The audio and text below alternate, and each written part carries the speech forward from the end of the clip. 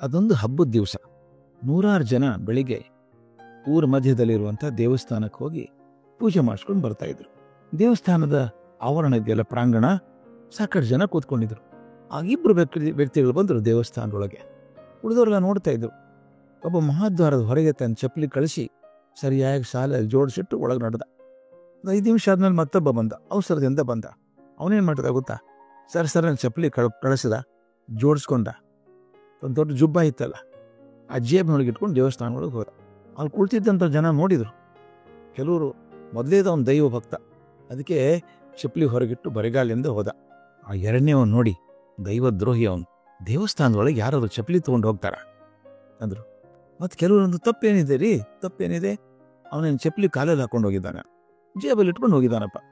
ನೋಡಿ, ಚಪ್ಪಲಿಯನ್ನು ಹೊರಗಿಟ್ಟು ಹೋಗಿ ದೇವ್ರ ಮುಂದೆ ನಿಂತಾಗ ಬರೀ ಚಪ್ಪಲಿ ಧ್ಯಾನ ಮಾಡ್ತಾ ಯಾರು ತೊಗೊಂಡು ಹೋದ್ರೆ ಏನು ಮಾಡೋದು, ಹೊಸ ಚಪ್ಪಲಿ 300 ರೂಪಾಯಿ ಕೊಟ್ಟಿದ್ದೆ ಅಂತ ವಿಚಾರ ಮಾಡೋದಕ್ಕಿಂತ ಜೇಬಲ್ಲಿ ಭದ್ರವಾಗಿ ಇಟ್ಕೊಂಡಿರೋದು ಸರಿನೇ ಆಗಿದೆಯಲ್ಲ, ಪ್ರಾರ್ಥನೆ ಸರಿ ಇರುತ್ತೆ. ತಪ್ಪೇನಾಯಿತು? ಚಪ್ಪಲಿ ಶುರು ಆಯ್ತಪ್ಪ ಚರ್ಚೆ.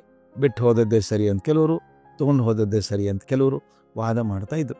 ಅಷ್ಟರಲ್ಲಿ ದೇವಸ್ಥಾನಕ್ಕೆ ಹೋಗಿದ್ದಾನೆ ಮೊದಲನೇ ವ್ಯಕ್ತಿ ಹೊರಗೆ ಬಂದ. ಅವನು ಜನ ಪ್ರಶ್ನೆ ಕೇಳಿದ್ರು, ಚಪ್ಪಲಿ ಹೊರಗೆ ಬಿಟ್ಟು ಹೋದ್ರಲ್ಲ, ಯಾಕೆ ಇಟ್ಟು ಹೋದ್ರಿ?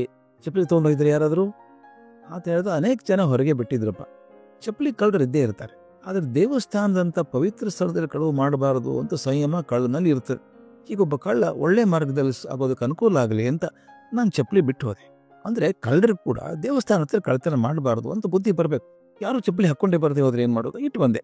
ಅವರಂದ್ರೆ ಎಂಥ ಒಳ್ಳೆ ಉದಾತ್ತ ವಿಚಾರ, ಒಂದು ಕಳ್ಳನ ಕೂಡ ಒಳ್ಳೆ ಬುದ್ಧಿ ಕಲ್ಸಕ್ಕೆ ಕೊಟ್ಟಿದ್ದಾನೆ ಅಂದ್ರೆ.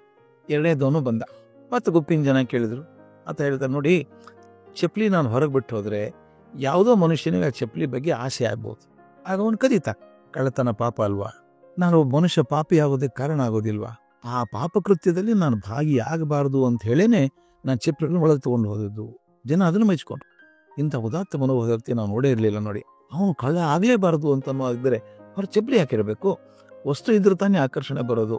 ಒಳ್ಳೆ ಮನುಷ್ಯ, ಭಾಳ ಚಿಂತೆ ಚೆನ್ನಾಗಿ ಮಾಡಿದ್ದಾನೆ ಅಂತ ಕೆಲವರು. ಅಲ್ಲಿ ಕುಳಿತಿದ್ದಂಥ ಹಿರಿಯ ಮನೆ ವ್ಯಕ್ತಿ ಒಬ್ಬ ಹೇಳ್ದ, ಎಂಥ ಜನರಪ್ಪ ನೀವು, ಅವನು ಹೇಳಿದ್ದನ್ನು ಒಪ್ತೀರಿ, ಇವ್ರು ಹೇಳಿದ್ದನ್ನು ಒಪ್ತೀರಿ, ಇವರಿಬ್ಬರು ಹೊರತಾಗಿ ಮತ್ತೊಬ್ಬ ಒಳಗೆ ಹೋಗಿ ಬಂದದ್ದನ್ನು ನೋಡಲೇ ಇಲ್ಲ. ಆತ ತಾನು ಪಾಡಿ ಬಂದ, ಚಪ್ಪಲಿಯನ್ನು ಹಾಕ್ಕೊಂಡೇ ಇರಲಿಲ್ಲ, ದೇವರಿಗೆ ಪ್ರಾರ್ಥನೆ ಸಲ್ಲಿಸ್ತಾ ಹೊರಟು ಹೋದ. ದೇವಸ್ಥಾನ ಬರೋ ಉದ್ದೇಶ ಮನಸ್ಸನ್ನು ಶುದ್ಧಿ ಮಾಡ್ಕೊಳ್ಳೋದು. ಚಪ್ಪಲಿ ಚಿಂತೆ ಯಾಕೆ?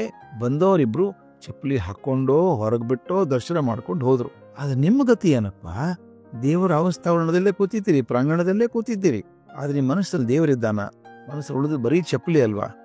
ಆ ಚಪ್ಪಲಿ ಚಿಂತೆಗೋಸ್ಕರ ದೇವಸ್ಥಾನಕ್ಕೆ ಯಾಕೆ ಬಂದ್ರಿ ಅಂತ ಕೇಳಿದ್ರು. ಉಳಿದವ್ರಿಗೆಲ್ಲ ಮುಖಭಂಗ ಆಯ್ತು.